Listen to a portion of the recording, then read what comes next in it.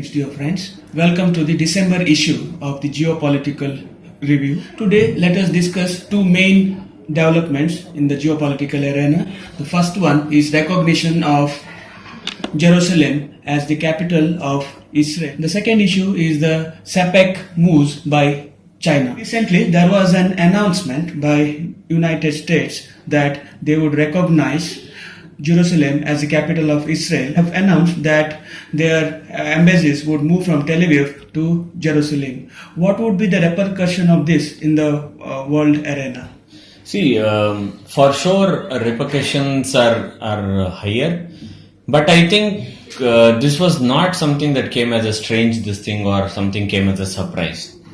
If you remember, Bill Clinton made this announcement in 1992 as part of his campaign. Later in 2000 by George W. Bush Jr. Subsequently, Obama made twice, he used this one in 2008. Subsequently, at every point of time, every American president post 1990s, especially after the senior Bush, have made this as part of their campaign itself. Now, something that we have to recognize at this juncture is that what Mr. Trump has done is he has fulfilled one of his promises. He had made a promise in 2016 that Jerusalem will be an eternal capital of the Jews. That means of Israel. That's what he has done. See, now America has announced it, but UN still says that it is not correct or they have their own reservations. What's the reason for that? See, UN might be thinking that it will unnecessarily create a confusion or it will unnecessarily violate certain rights of those people in Palestine and all those things. And I don't think that Israel or for that matter United States is so bothered that they will fear or they will withdraw or anything of that sort. If you people remember recently, the UN heritage component, there was a major issue where Israel was sidelined, due to which Mr. Trump in fact withdrew from the whole committee, and he said if this is the way it's going to operate, we are not interested about it. And it's not strange also. He has also withdrawn from the climate change Paris Accord. So I don't think they are scared or anything of that sort. They are just becoming more assertive with regard to their right. As you said, the past presidents of US during their campaign had promised these things. But what was the reason that held them back? See, one thing is the politics of the West Asian region, or what they call as the Middle East region, and being sentimental to certain feelings of the Palestinians. But unfortunately, even in the United States, during their election campaign, invariably you will see presidents somewhere expressing their religious orientations, to what type of belief they belong to the church they belong to. All these things are not so apparent in the outside this thing, but during the campaign everything is revealed. So as part of their campaign they have done this one. Mr. Trump also has done the same thing. There are evidences. There are clear-cut evidences. All these people have spoken. That's what Mr. Trump also in his official handle in the Facebook has put up. Everybody has said, I have fulfilled. Because I had promised to the people. I'm fulfilling one of the things that was there in my manifesto. So that's how it has come in. But the thing is, in and around the region itself, all of them have expressed displeasure. If you look at one of the most vocal states has been Turkey. Erdogan has become very, very violent with regard to his statements and other things. But unfortunately, look at the politics. They are not able to target the United States and call United States something, or call names up and then tell that we will snap the ties with the United States. But they are trying to call Israel as a terrorist state. They are trying to target Israel, and then they are telling we will completely cut off all the diplomatic ties and such other things. Why is that the French president also spoke against the issue? What's the reason behind that? No, the fear for the European Union is that it will have a repercussion on EU, in the sense that there will be more violence. When there is more violence, there will be more refugees. And then if there are more refugees and then there is more violence, there are all possibilities of terrorist attacks again in different parts of EU. And already the French are feeling the heat.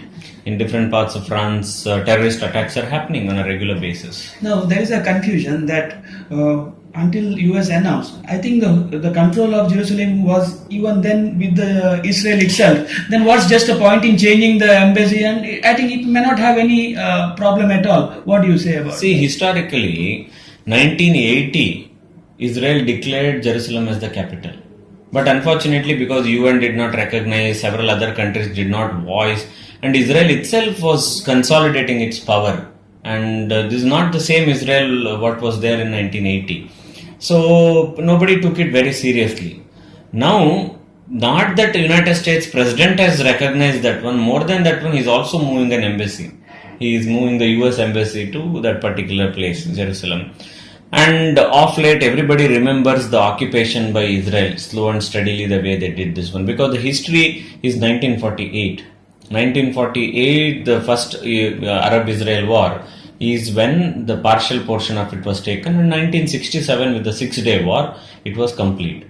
But then this was simmering, it was boiling, and then the Hamas calling for the Intifada. That means uprising. So now again they have called for an Intifada. So, but Israel is, I think, better equipped and it knows how to deal with it. Something very interesting is also we should look at the reactions of Saudi Arabia. Right? Here they have said or expressed displeasure, but at the same time they are not condemning or they are not trying to do anything very radical where there is an expectation that they will lead the West Asian geopolitics. But they are not trying to do that one because they know somewhere that it will affect, because as of now, there is some sort of a tacit understanding between Israel and Saudi Arabia, which is extremely strange, and there is a direct connection to the United States. So it's basically a triangular understanding where Saudi Arabia is controlled to an extent. Now, what would be India's stand? We saw no statements from the Indian government. India has maintained saying that we recognize Palestine as a separate state and we are for two states. But if you look much more deeper into what has happened, because now we are celebrating 25 years of India-Israel diplomatic relations that resumed in 1992, it's only this year that we are able to see much more greater bonhomie between India and Israel. And I don't think India is in a position to disrupt that one. And the Prime Minister is very clear. He didn't even rake up or single time he used the word Palestine throughout his visit in Israel. So he doesn't want to upset Netanyahu, and for sure the Ministry of External Affairs will not make any decision. At the most, even if it's asked time and again, it will say our policy holds the same. We recognize Palestine and I think Palestine should exist. That's what they're going to say. Apart from that one, I don't think we'll make any provocative statement at this juncture. The next big issue is China's moves in CPEC. They have blocked the funds for the highway project. Yeah. So what led to this and what will happen in the future? See, this is essentially something to do with the graft case. Because they think that there is a lot of corruption that is happening. One of the important things that we need to remember is also Xi Jinping himself is actually fighting a great battle against corruption. And this is a huge money being involved. $50 billion is not a small money. On top of it, all those things in the beginning itself, if it gets rocked down with corruption components, then it is a major concern. But something we need to go a little more deeper and look is that they had always said that this is not completely till the end of all the investments. So it will be looked in between and based on that one the money will be released. So they had the 6th round of talks and such other things. They had said after that one they will again set certain conditions and other things, then they will fulfill. But unfortunately, when the situation is not going great for Pakistan, this came as a shocker. But the Chinese are very clear. The Chinese are clear. They are not going to leave Pakistan, but at the same time, they are also not going to leave Pakistanis to have their own say, or even the Chinese who are involved in that one to get involved in corruption, where the whole project itself will be questioned. So that's how it's going to get more complicated. So that's one of the reasons they have used graft as a component, where they have said that they are temporarily withdrawing or stopping the funding for the road projects.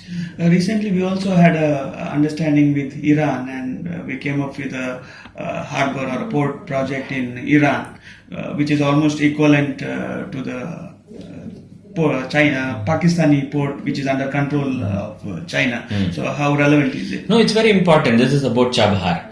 Now, Gwadar is used by the Chinese, where Pakistan was trying to push it forward. Though it's a little long route, most of the international relations scholars had written off saying Chabahar might not happen at all, or Chabahar might not become a reality at all, because we have TAPI and several other gas pipelines and such other things which haven't actually seen the light of the day. So there was an imagination that probably the Chabahar also is going to go the same way, and also the fears of the US involvement, in the sense that the US would try controlling India or try influencing India in its decisions not to go. But at the same time, India has used this option brilliantly, because it is a question of Afghanistan.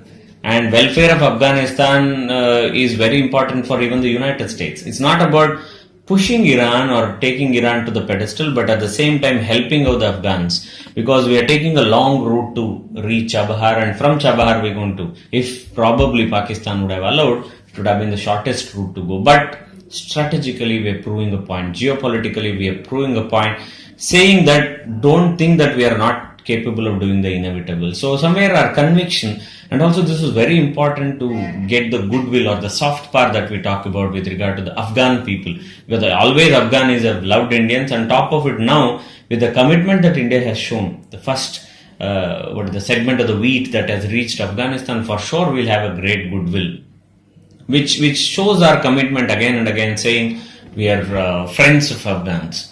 So in that way we have brought on board Iran to the safer side, Afghans on the safer side, and we have proved Pakistan that we are capable of doing something surpassing you. It's not that when we have conviction that anybody can stop us. So in a way, it's a great foreign policy initiative, and also to all those people who always are pessimists of the life, who would never say anything that India takes up would not take off, or that it will get into the bottleneck or anything that sort of. I think it's a great policy initiative.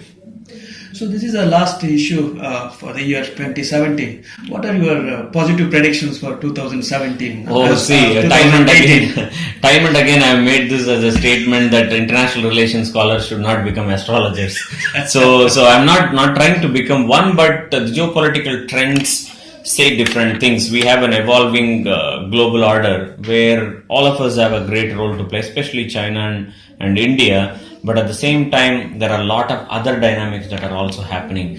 This is also a high time on issues like terrorism. All the countries have to cooperate, because you have to bring down the number of divergences we have, but the convergences have to be built up for a peaceful society or peaceful world order. If that can be the motto of all the countries in 2018, probably we'll have better international relations, better way to take forward. And for more specifically for India, I think 2018 would be a testing time, because that would be another year left for the union government, because they have to prove something. It cannot be in rhetorics. They have to deliver. They have to get ready so that people think, yes, they are capable of delivering and they have delivered something. Otherwise, BJP will have a problem in its prospects. So in that way, I'm imagining that there should be more of convergences and less of divergences, and there should be something that we have to become part of greater choice making or agenda setting that I talk about.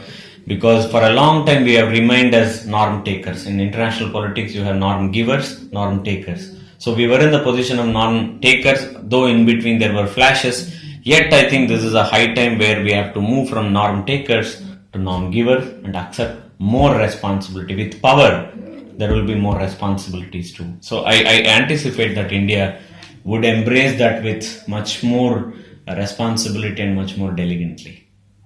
Thank you, sir. So with the let's end our current episode with a positive note, telling that hope we Indians emerge out as norm setters or norm givers, and we have a very positive geopolitical scenario in 2018. Dear friends, thank you for having patience and watching our show. Thank you, Dr. Nandakishore, for always being with us. Thank you, Thank you, dear friends.